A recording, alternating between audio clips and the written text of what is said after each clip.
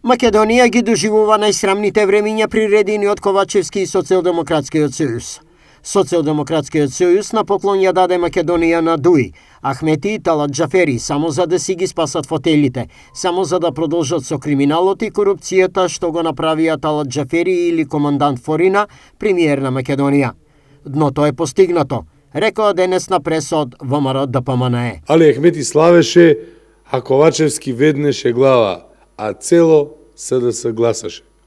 Ковачевски не само што се продаде себе, туку ја продаде и СДС и сите нивни пратеници.